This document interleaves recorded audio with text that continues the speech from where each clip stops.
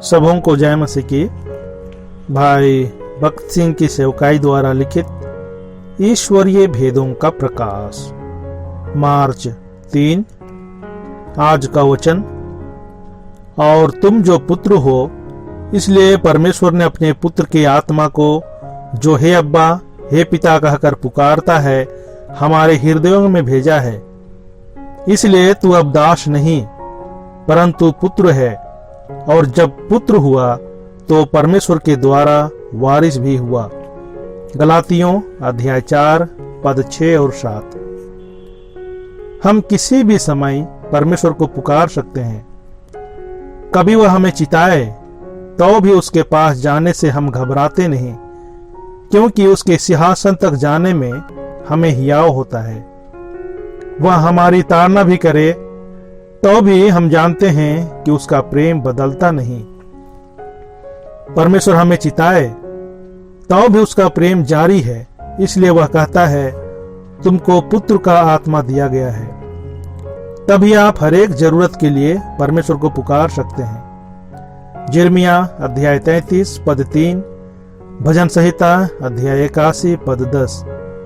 वह मेरा स्वर्गीय पिता है और उसने मुझे अपने पुत्र का आत्मा दिया है, जिससे मेरी हर एक जरूरत के लिए, मेरे सभी बोझ के लिए और मेरी सभी समस्याओं के लिए मैं उससे पुकार सकूं।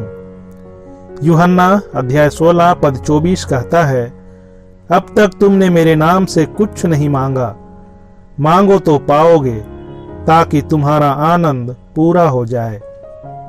उसके पास मांगे, भीख मांगने या उधार लेने की जरूरत नहीं।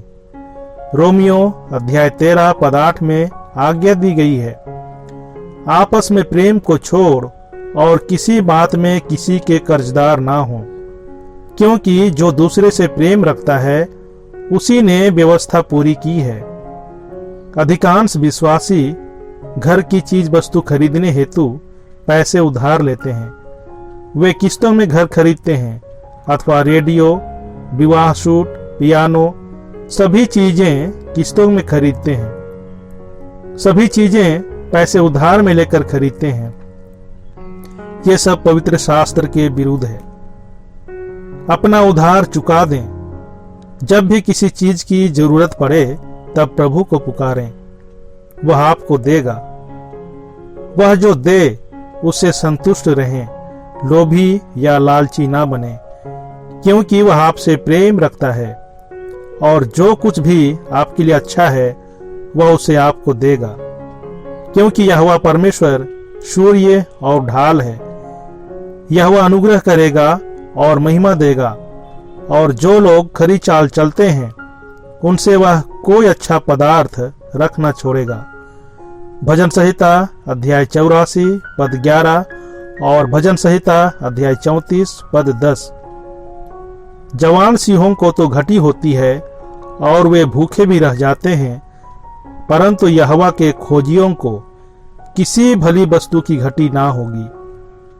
परमेश्वर पर भरोसा रखें और अवश्य ही आपकी जरूरतों को पूरा करेगा। पवित्र आत्मा को उसके पुत्र का आत्मा कहा गया है, और हम परमेश्वर की संतान हैं। हम उसके हैं और हमारी सभी जरूरतों को उसे ही पूरी करनी चाहिए। प्रभु आपके साथ रहे और आपको आशीष दे।